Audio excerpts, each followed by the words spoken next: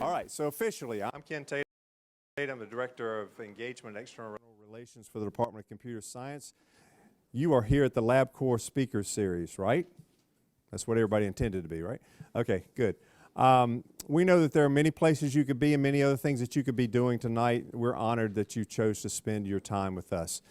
The LabCorp series now in its 16th year, okay, started as a Fidelity series, and for the last 3 years it's been the LabCorp series. If we have anybody with us from LabCorp today, raise your hand. No? We still want to thank them for their support because this series would not be, it just wouldn't be possible without them. We are now approaching 100 speakers, and like I've said, this is the biggest crowd that we've had in a very long time. We'll probably have 80 to 100 people joining us online, so I have no doubts it'll be our biggest. Now's a great time if you would turn off cell phone or anything that might be a distraction to those around you. And again, note that we are videotaping this. It's being broadcast live, but if you happen to want to go back and look at the slides will be out there on the speakers page, and the link to the video will probably be up within the next 3 or 4 days. This series was created, like I said, 16 years ago to give our students here at NC State a glimpse into this wonderful world of leadership and technology. It is different, it's unique. We've talked about so many different subjects. Tonight, we're going to be talking not just about artificial intelligence, which we know is a very popular subject, but generative AI and how it's being used in the enterprise to increase productivity. We are very happy to have with us tonight Krish Vitaldevara. Okay, Krish, I'm going to say a few words about Krish.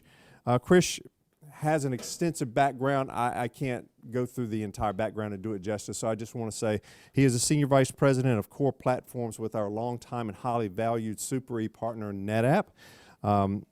Krish is from the Bay Area. We thank you for coming out and spending some time with us. He joined NetApp a few years, well, 14 months or so ago, he told me, but before that, he's been with startups.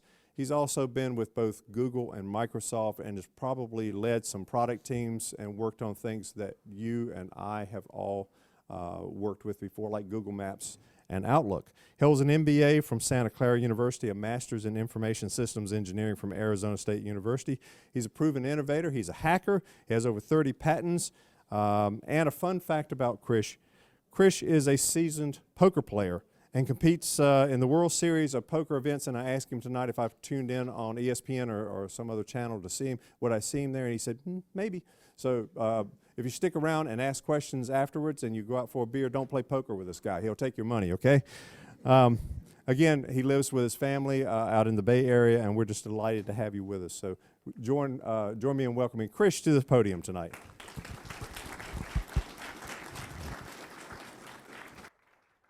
Thanks for that warm intro. I'm glad to be here. I used to be on the other side, and the only reason for me to attend lectures used to be that there used to be free pizza. And then there's no free pizza, but then there are lots of folks. So that's actually a good sign. I think the Professor Tate is doing a great job then getting everybody in here. Okay, so we'll quickly go through the topic we have for today. As I'm going through the topic, if you have questions, feel free to actually ask the question. We don't need to wait till the end. I'm pretty confident we'll still get through the slides. I think there are a lot of slides, but I think we can get through them pretty fast. So ask the questions away. So we'll kind of start out, I think Professor Tate already did a good intro. Like I live in the Bay Area, have been working in the industry for about 25 years, did a handful of things. Luckily, I was fortunate that out of school, when I joined Microsoft, I started working on, AI and ML, right? This is actually pretty interesting because it's not something that, unlike most of you, I think most of you want to do something there, but that was the thing that I got assigned to. So I started working pretty early on in my career, building classifiers for spam, for Outlook.com, building URL reputation systems, IP reputation systems. So a lot of deep learning ML work before I moved to product. And then I did product, and Professor Tate was asking, hey, a lot of your talks online are actually related to maps, and maps is actually the funnest of the products that I have worked on, just because it's real world. And if you think of the implications of AI in a product like maps and getting people from A to B and how it redefined the world. I think what we could do with the technology and the advances and where we are, it's a crazy inflection point. It's one of the most fun times, even for someone who has done this for 25 years. I'm actually like very excited about where we are. And then I'm not kidding when I say that. I'm really excited about where we are. We'll kind of talk about the application of it to a engineering productivity problem. I think NetApp paid for me to come here, so I think I'm going to cover a little bit about what NetApp is, what we do, for those of you who might not know. We'll do a quick AI/ML evolution. I don't mean it to be a history lecture, so we just have a couple of slides to orient, like, when we talk about the time that we are in, like, why is it interesting, why is it important? And then we'll jump right into engineering productivity. I will kind of also paint the picture of how we are using it within the company to drive productivity gains. But it's also important for this group, mainly because as you graduate, as you think about your careers, I think what used to be valued is changing really fast, right? So it's kind of important to orient yourself into, hey, where is the most value that you can create? Like, where should you be thinking of spending time as an engineer as you think about graduating and starting your careers? So we'll spend a little bit of time talking about that one. And then we'll talk a little bit about future engineer, and as I said, like, don't hold your questions. We ask the questions along the way. Okay, so we are a Fortune 500 company, 11,000 plus people. My team is a pretty large engineering and product team within NetApp. I think there are about 2,000 people on my team. And what we do is, we build enterprise-grade storage software, right? So that's kind of what we do. And there is a lot of fun things when you do that, because we are used across many, many verticals. So the application of what we build is actually pretty wide. Let's see, am I missing anything here? I think we can go to the next one. So when you think about NetApp, the way we think about it and the way we drive innovation to our customers and to our products is, about the storage systems that we build. These are engineered hardware solutions that we build and deliver, but we also deliver that to the cloud. And it's a very interesting thing, and it's one of the unique things about NetApp, because when you think about AI, like, one of the more common things you'll run into is a lot of these workflows. They can start in the, on-prem in a customer thing, and then they could be in the cloud. And they go vice versa. They go in both directions. And if you think about companies that are doing it, I think it's a very interesting intersection for us to be in, right? We also do a lot of ransomware detection and protection. And this is another area where, AI is broadly used, right? I think AI has been broadly used in the security industry for a long, long time. The last one we have is around AI ops and observability tools that we have so that you can manage your cloud very efficiently. Okay, so when we think about AI and the usage of AI across the enterprise, we think of it using these three lenses. The first one is, around it's better because of AI, right? This is where we extensively use AI in our products. Let it be about how files are placed on the disk. Let it be about file usage analytics. Let it be about predicting disk failures. So we use AI pretty extensively in all of our products. So this is where the products get better, customers get more value. So there's a continuous, funnel of innovation that happens through it. Better through AI, I think this is the topic for today, right? This is where we use AI in some of the things that we do, engineering productivity being one of the key things, but we also use it as part of our sales operations, as part of our IT operations. So we use it extensively for the kind of things that we do, right? So as we go through the topic, one of the things that I want the group to think about is, let's say we got 20% productivity gain by using generative AI, right? Now, if you think about it, that's 400 engineers for just my team alone. So that's maybe 4 times this classroom, right? So think about what you can do. I don't want you to think about it as, oh, that's 400 less jobs. I would actually say it's actually 400 more interesting jobs to do, right? Because not everything that you do is actually fun. It's like anything else. Part of growing up as an adult and not being a student is, you cannot pick everything to be just fun, right? Like you also have to do things. You have to test things. You have to improve the quality of things. You have to fix things. But a lot of these things can actually be automated, right? So I want the group to think about the productivity gains, but think about them in the context of, as an engineering graduate, you're actually going to do things that are more fun. I think that's really powerful.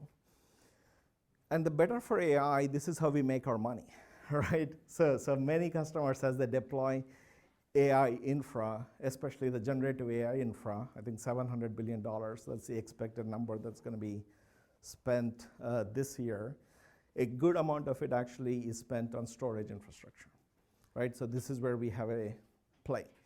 So this is how we think about it when we think about AI and how we use AI to drive the growth for the company. But we'll double click more deeply on number 2, okay? I think this is where we take a small, maybe a 5-minute detour on history a little bit, right?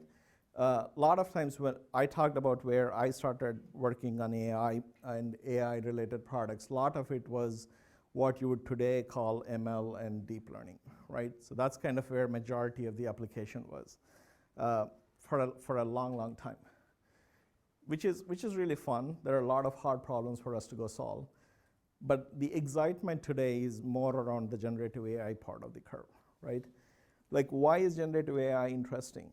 It's because you can actually generate new data, right? So when you can generate new data by learning, all of a sudden things that you couldn't do before, because there were things you could predict, but you were not generating new data, right? So that's why the generative AI curve is like really interesting from a applications that people can think of.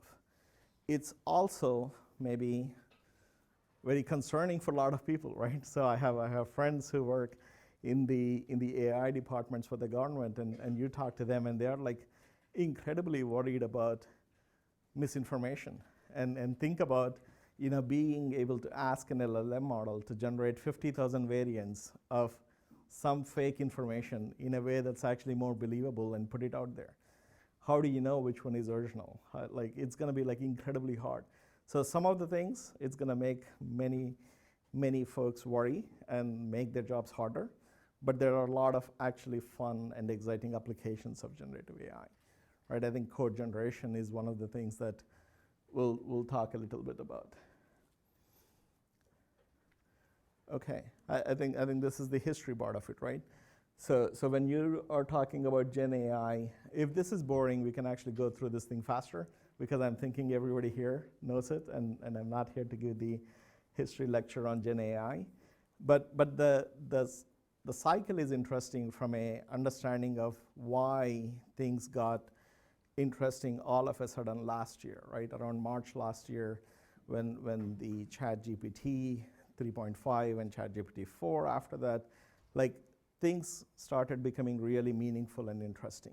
It's because I think there was a very interesting inflection point that was hit where the coding skills by these models actually, has gotten very close to the human coding skills. That's actually like a meaningful inflection point. When we talk about engineering productivity and why this is interesting, a lot of it goes to how good the quality of the code written has gotten to, right? We have been dabbling with this since 2021. I think I'll give you some examples of where I see Doug here. Like, Doug and team have been using it to automate a bunch of our test cases, migrate test cases from some of our legacy code bases to new code bases. So the team has been at it for a couple of years. I think we have enough confidence of what we have done, and we are actually finally seeing the productivity gains I'm talking about, right? So it's kind of an interesting inflection point. So if you're excited, if you're hearing about Hugging Face or the Bard or ChatGPT, the newer models, or LangChain, I think it's because of what happened last year and where we are, right? Okay, so we talked a lot about, like, okay, models got better. What does it really mean that models got better, right? I think there are a few things that that the model started doing that makes the whole thing interesting. It's not just that they got better at coding, but if you think about it, they also got better at following instructions, right? So you give a prompt, and how the model takes the prompt and responds to the model, like that has gotten significantly better.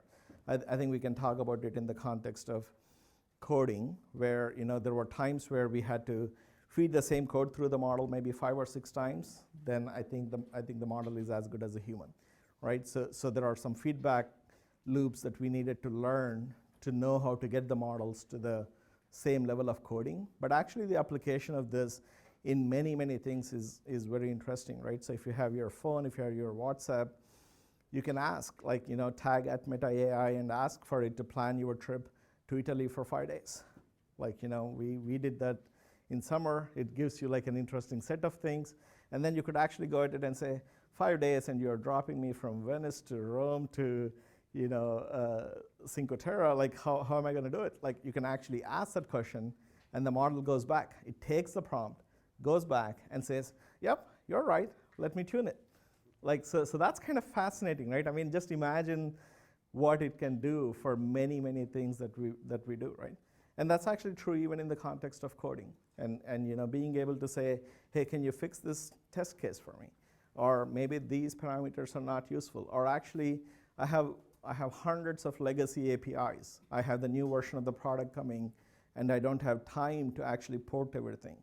I can actually ask a lot of questions, and the models get smarter, and a lot of things that used to take a long time are going to get faster and faster, right? So when we talk about inflection points and why these are interesting, I would say like this is maybe the number one reason, right?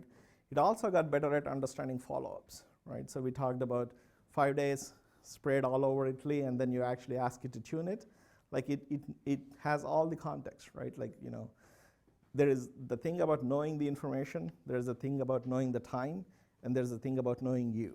I think if you put those 3 together, I think the personalization, the contextualization of the overall answer and the quality of the answer goes up significantly higher, right? So they got really good at understanding those follow-ups.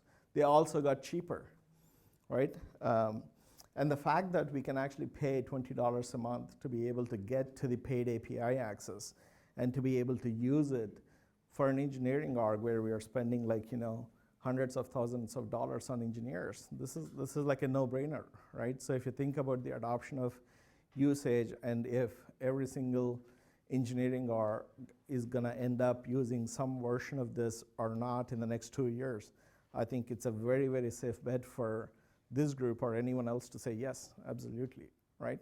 Some orgs might take a bit longer to get there. Some might actually get there faster. Some have been at it, like us, for a couple of years now.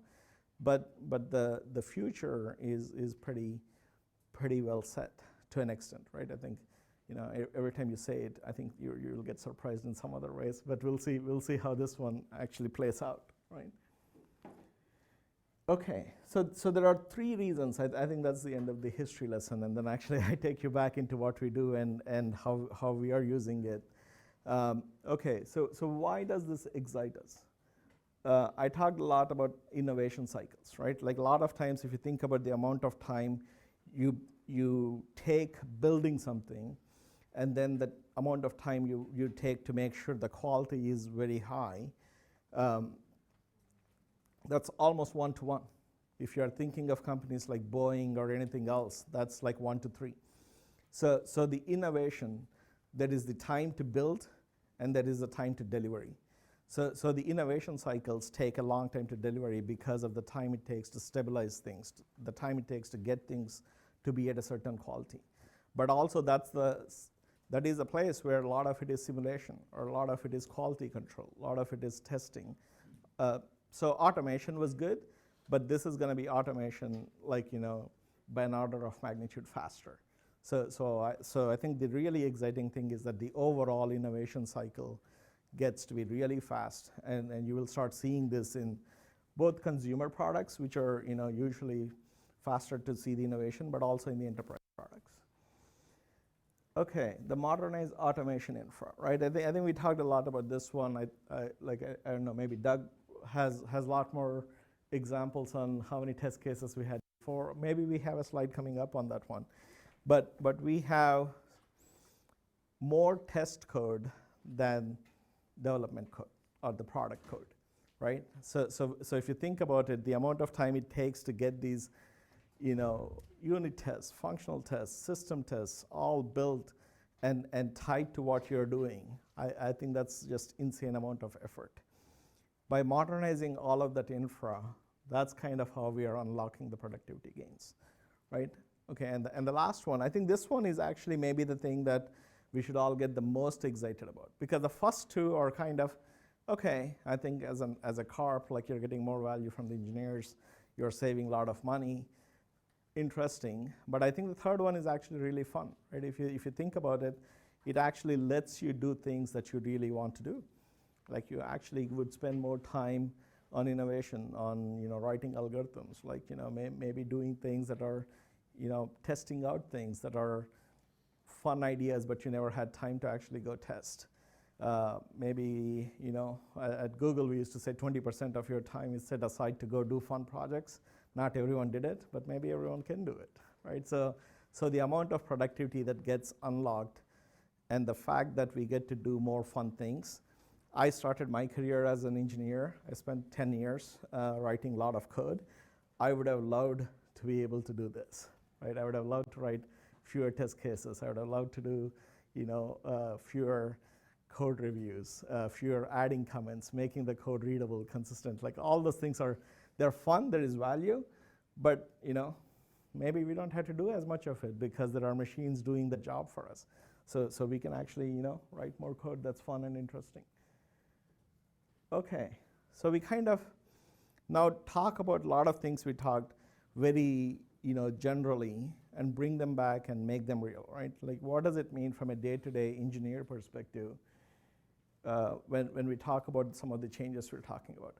This is typical time that an engineer spends, right? If you're working on some enterprise-grade software, you're spending about 20% of time doing research, 30% of time actually coding, a good amount of time testing, and then reviewing code, both yours and others, and deploying and fixing. This is not very different from what you do for your projects, right? I'm thinking you might not be doing as much of the deployment and fixing, but I'm assuming you're spending a good amount of time researching. I'm assuming you're going to spend a good amount of time writing the code, and hopefully most professors want the code to be of a certain quality, right? It's not enough that it just, compiles. So I think the first three you all should be familiar, right? Maybe the review as well. But the last two, I think, also take up significant amount of time if you're in a enterprise context. So this is roughly the times. I talk about 20% gain, but do things really well, like play out, fast forward maybe 10 years. That number could be even larger. It's actually like very interesting if you look at the coding time and the time you spend on other things. Like if I don't have to do research to find out what's the best compression algorithm, okay, maybe there's a way for me to get there faster. I might not have to do 20% time because I can ask a question and say, okay, but what if the data set is different? I can ask that question, and then I can also do a follow-up prompt to say, but what if it's only this sort of, files packed a certain way? So as things get smarter, the prompts get smarter, my time to zoom in on what is it that I want to build gets faster, right? So it's actually like really fascinating to see where the engineers spend time today, and maybe try and imagine what it would be 10 years from now. We can all write our guesses, and I'm pretty sure most of us will be wrong, but I'm thinking wrong in a way that actually makes it exciting for us. Okay. So where are the three areas where as an engineering team, we are investing in to be able to drive the productivity gains, right? So these are the three: the design to code tools, coding assistance, and here there are a lot of nuances around where we can use AI to code, right? Whether the product code itself, I think there are IP related, IP and licensing related challenges that we need to figure out. So today we don't use any any AI-generated code in our actual product code.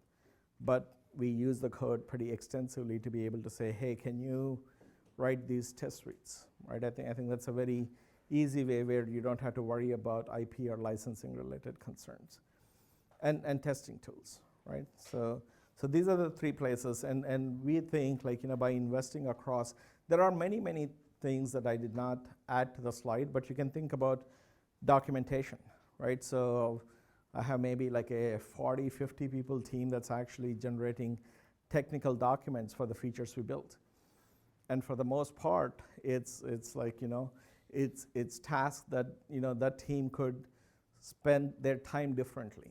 As in, like, so we are looking at it going, what's the feedback loop we can build? What is the doc bot where someone can come in, ask the question, maybe we got the answer right, maybe we got the answer wrong, but we can actually generate documentation based on where we see the most users ask questions or where it's most relevant, or fix the things in the existing documentation, right? So there are many things that are not on the slide where we are using AI to kind of drive the productivity gain.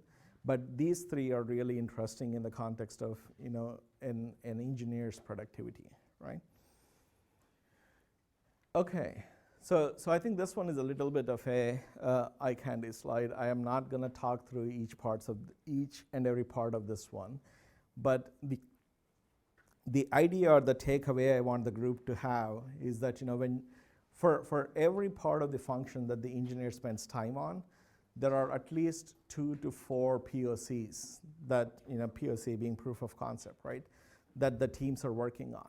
So there is a lot of excitement, very similar to, like a college-like setting, in using the technology to actually go make a difference.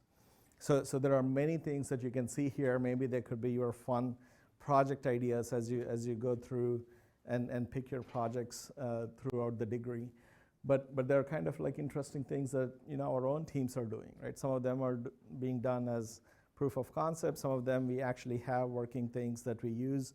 We have deployed, like, every hackathon that we run internally is full of actually people with ideas on how to use AI and Gen AI to drive up productivity. So it's kind of like a really fun space.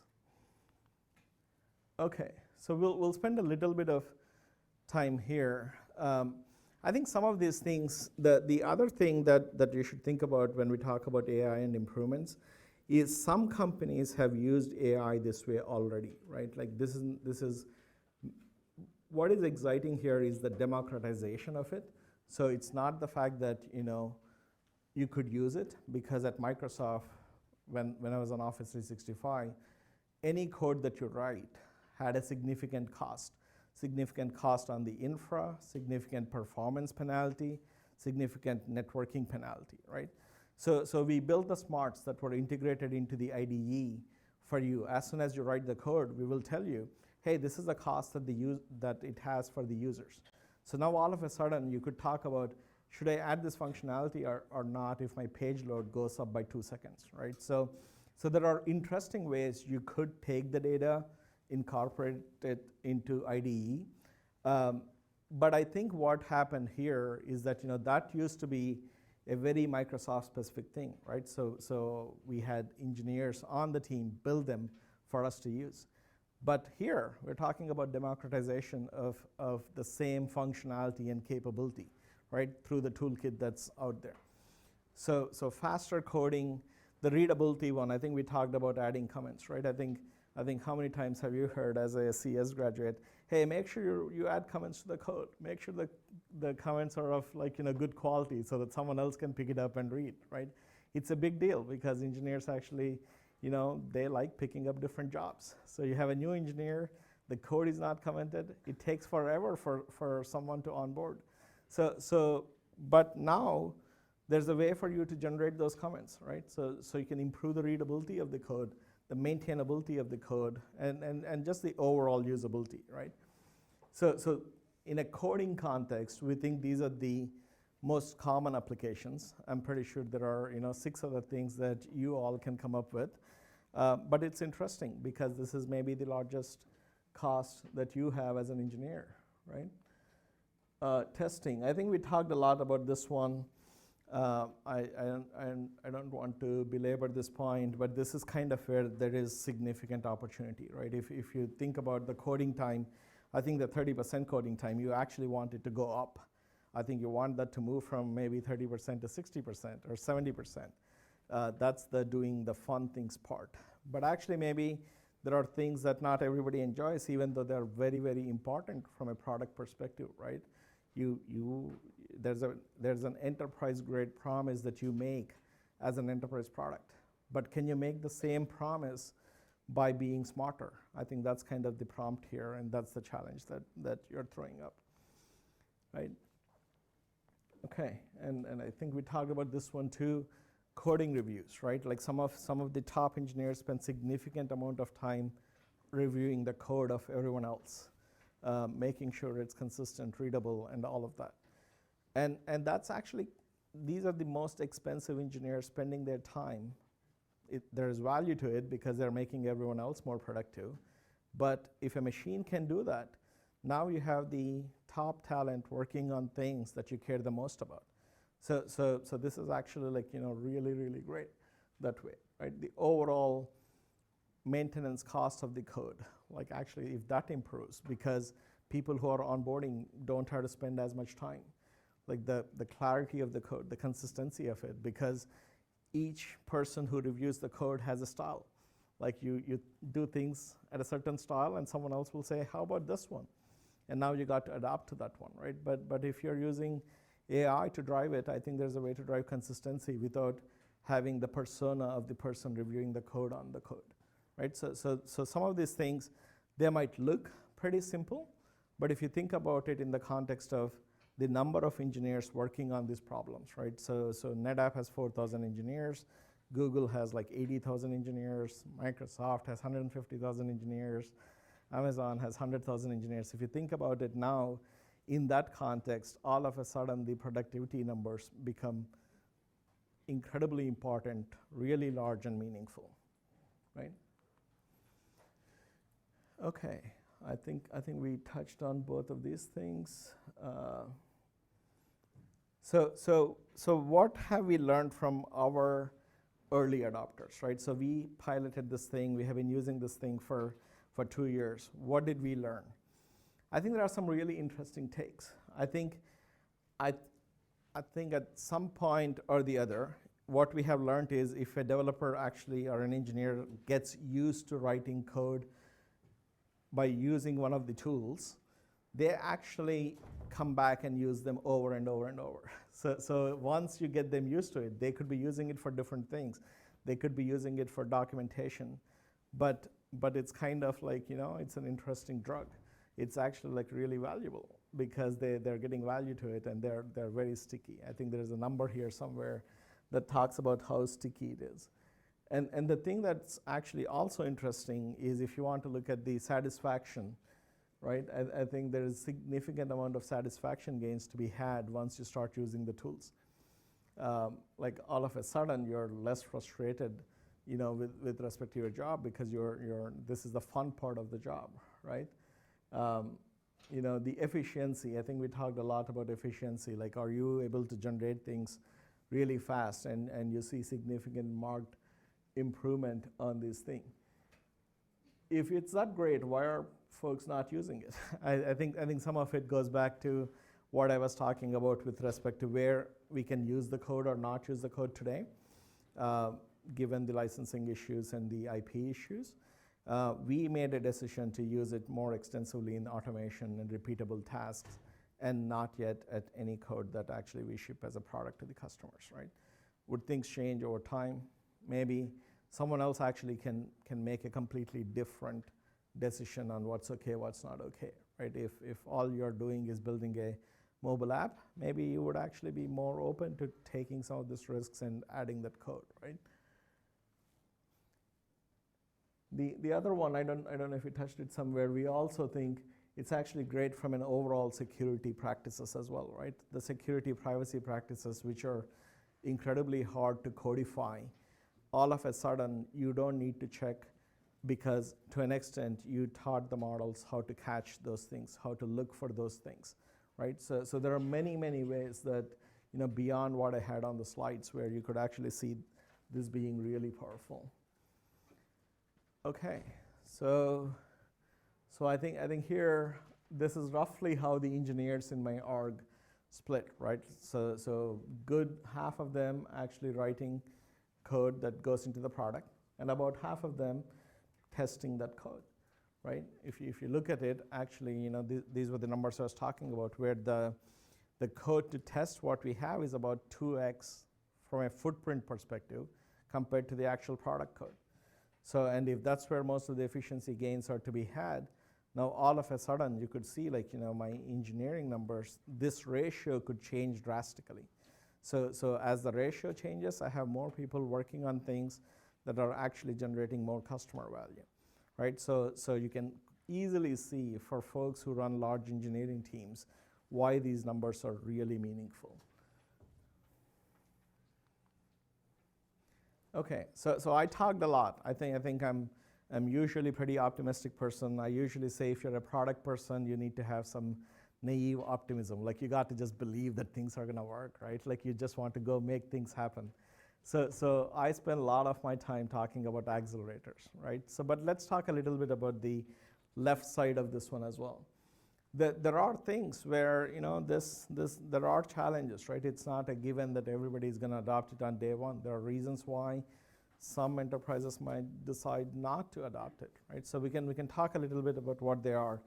The first one is more around the cultural resistance, right? So engineers for a long time, I would say, like, engineers we are all humans at the end of the day, so we are all like creatures of habit. We like the comfort of writing code, making sure, like, I tested it, like, there's some satisfaction knowing that it works, like, I know it works, like, so sometimes we are used to doing things a certain way, and maybe that is the biggest, maybe that's the biggest inhibitor if you think about it, right? Like, there is this notion of, hey, when, any big breakthrough, when that happens, it takes a generation to roll over before the breakthrough is generally accepted, right? And if you think about that in that context, maybe there are some engineers who would never do it, and that's actually okay, and that's fine, right? The inappropriate use, I think we touched on it it's being defined, right? It's unclear when you use the models to generate code, do you keep the copyrights on the code or not? If you're not sure, as an enterprise, you would always take the safest route, which is not to use the model, right? So you want to make sure you have absolute copyrights on all the innovation that you are creating for the enterprise, because that's the value generation part of the engineer's job.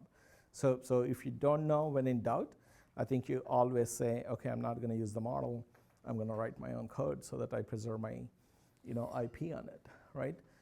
I think there's a lot of talk about hallucinations, right? Okay, so what if the code starts making up things? It starts adding APIs that don't exist anymore, or it makes up new APIs. So I think there's a lot of gray area in the context of, hey, do you have the right feedback loops? How do you know it's not hallucinating? How do you know there are not known gaps, right? So you want to just make sure when you use it for something important, the models are not, generating errors, right? So it's a big deal. Yeah, I think we touched on licensing. We touched about data safety. Data safety is the one where, if you want to think about it, what if you take a generic LLM, you enrich it with something that's actually proprietary to you? Would that data go back and be used in the public models, right? I think this is the thing that ChatGPT and every one of the LLM models that are going to be out there have to deal with. If you want to take what you have as a consumer product and actually make it an enterprise product, you got to think a lot about, how do you make sure the models and the learning is actually, within the boundaries of that enterprise? And this has been true even before, right? Even before generative AI, this has always been true. There are a lot of folks who would ask, what happens when Google actually uses the data that it's getting to go do something else, or Apple, or Amazon, right? Like using seller data to train so that you know what to sell in the marketplace. Like, that would be maybe not, that would be a frowned upon use case of using the data in the AI, right? So now you took something, you crossed the boundary of the seller, and you use the data to profit yourself. So I think getting those boundaries right in the context of generative AI, it will take time, but I'm pretty confident that, you know, these are some of the things that actually, you know, look hard, sound hard, but things we can make progress on, right? Okay, I think we touched on this one. I should have just waited till the next slide before I actually talk through that one. This is especially true with, you know, OpenAI and the enterprise offerings of Azure, right? So you can actually, what's the difference between, you know, it being an enterprise offering versus, you know, an OpenAI offering? There's also like a real cost. I think the thing that maybe we might not fully understand is there is a cost from a power perspective. There is a cost actually from, you know, just the dollar spent on the infrastructure to build these things, right? I think each prompt, if you go through the prompts, I think they cost about what you could say is an iPhone charge, right? So that's the amount of energy that you burn to be able to go through the prompt and actually be able to answer a sequence of things. That's actually pretty expensive if you think about it. Like now think about how many iPhone charges are we going through as more and more people adopt these things, right? So that's expensive. So I think what you might see is a trend of this bifurcation between what an enterprise AI model can do and what an open AI model can do. Because here you're picking up the tab, and there you're not picking up the tab, right? I think, you know, some of the friends in the industry already tell me that, you know, ChatGPT-4 models, they're so expensive, they're writing things in the front to kind of, based on the question that you have, they're figuring out, hey, is it worth actually, you know, redirecting this to GPT-4 model or GPT-3 model? Like, it's actually cheaper. You might get the same answer.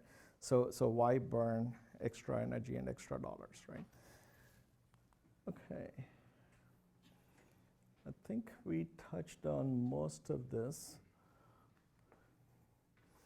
Okay, this is the interesting one, right? Okay, so I talked a lot about generative AI, how we use it in the enterprise setting, how others might actually use some of it. But what does it mean? Like, if you are an engineer, where should you be spending time? What are maybe the new skills that you should be picking up, right? I think if you think about it, like, you know, if you're doing design and creative work, it's actually incredibly hard, right? Even with all the advances, I think that the human cognitive brain is really powerful. I think there's value to doing that creative work that's hard to replicate, right?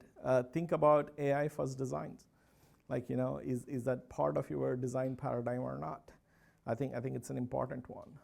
The mastery of AI tools, right? I think there are many tools. I think that the good and the bad is we are at such an early point on the curve and the inflection point that these toolkits, they're changing pretty fast, right? Like, you know, a lot of us cannot keep up with, like, you know, what to use. But I would actually say pick up something and start using it and start learning from it. Because the more tools you use, the better you get as an engineer, right? The customer thinking part of it, I cannot say enough about it, partially because I also spent half of my career as a product manager. And, you know, you got to think about not just your code or the technical part of the innovation you're driving, but what does it mean for the customer, right? So think about, you know, that what value am I delivering for my customer? I think that's an important skill. That's gonna, you know, be a durable skill, right? We also talked about legal and ethical considerations. Like my son, who is a junior, he talks a lot about, he loves history and computer science, and that's kind of like a weird intersection, right? So I kind of talked to him about it, and he says, hey, the fact that history can teach you something, and the fact that, you know, you can actually use models to go predict, like, can you use, you know, AI in diplomacy? Can you use AI to think about some of the harder problems that you cannot usually solve by learning from history, but actually using the new toolkit? I think it's kind of like a fascinating way to think about it, right? I think there are many ways for us to think about the ethical considerations of AI, both in a good way and a bad way, right? Like, what are the good lessons we can borrow from, history and what are the ones that you want to avoid based on the history, right? And legal considerations. I think the complexity of who owns the IP is only going to get harder and harder. I think a good amount of time I spend with Christine, who is the lawyer on our team, is to kind of go through and say, is this okay? Is this okay? This is already in the public domain. Is this okay? Right? It's very important to kind of think through what the legal considerations are as you bring in more and more of the toolkit into the enterprise. Okay, I think that's a wrap, right? So overall, I would say there are many reasons for this group and to kind of share the enthusiasm that the rest of the industry is sharing. But it's definitely gonna shape what kind of engineer you are going to be in the future, right? It's not the same engineer that was valued maybe 20 years ago. So, and this might actually change in the next 3 years. So it's incredibly important, right? The point is not to be afraid. I think the foundations are still what you want to go after, but there are other ways for you to augment what you're learning to kind of be this incredibly productive engineer. So I'll pause there, turn it over to the room for any questions.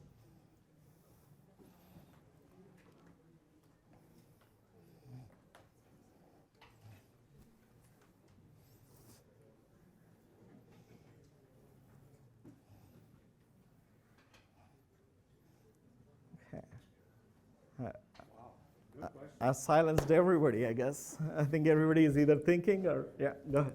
What do you say to people who are more skeptical that it's going to create more jobs and think that it's just going to, have a lot of layoffs and cause that?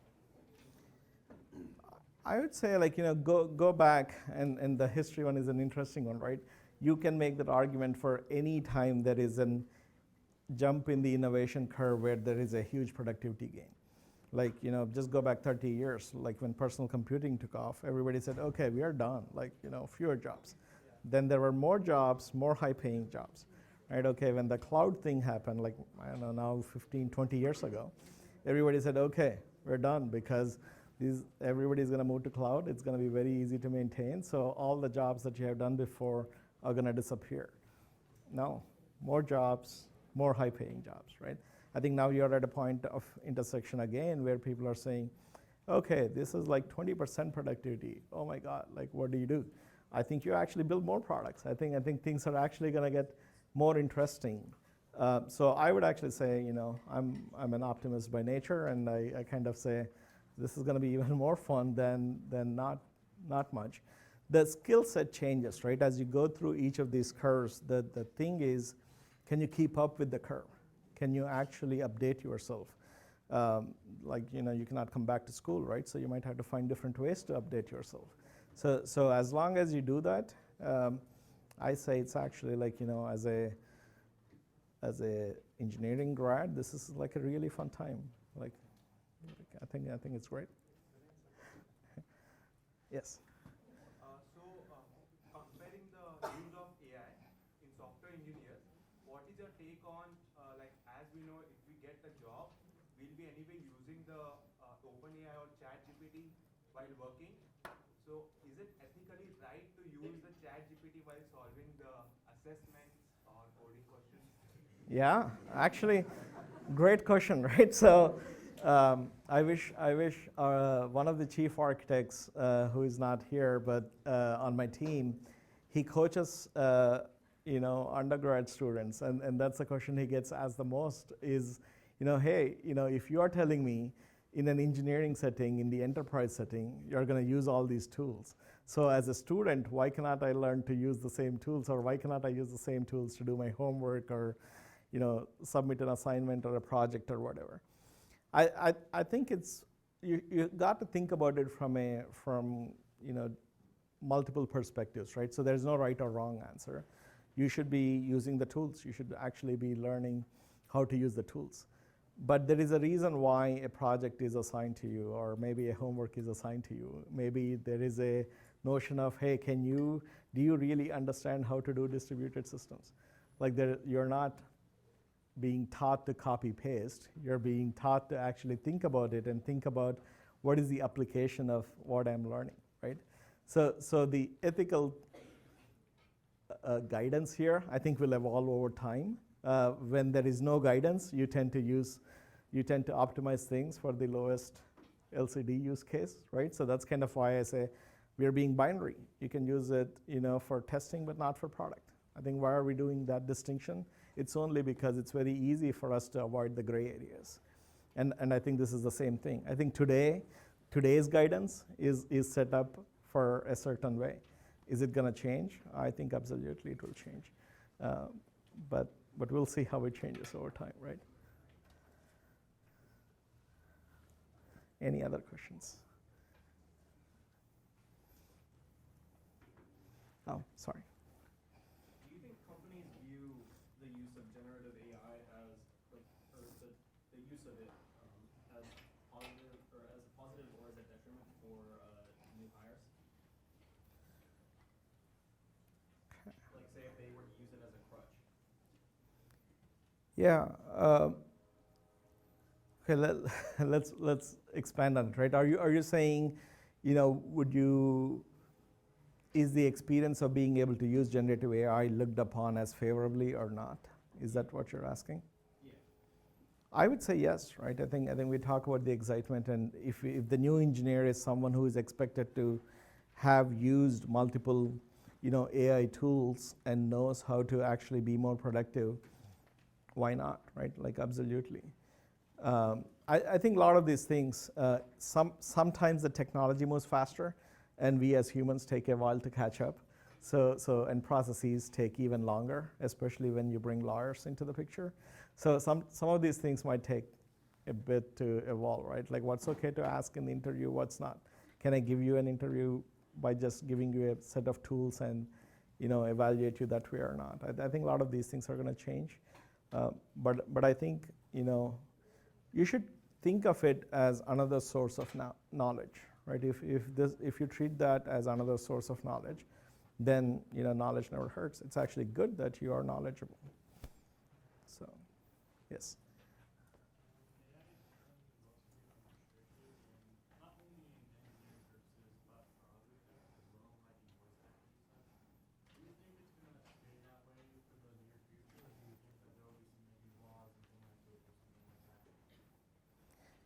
Yeah. I think, I touched on that briefly. The laws and regulations usually, catch up slower than the technological advances, right? And they evolve slowly. We are still making laws about misinformation or what's okay to be shared online or not, right? So if you think about it in that context, that has been a debate for like 2 decades, right? Like, will there be more debates on similar things when it comes to the application of, generative AI? And I think absolutely, right? There is going to be a lot of debate on this topic. I think that's another reason why I talk about understanding those legal and ethical considerations as an engineer aspiring to be, in the industry. It's actually like an interesting one because you can bring in a level of thought leadership that maybe, is missing, right? So you could say, yep, will there be more laws and regulation? I think the answer is yes. Would thinking about those help? I would say yes. Will they ever catch up? Maybe.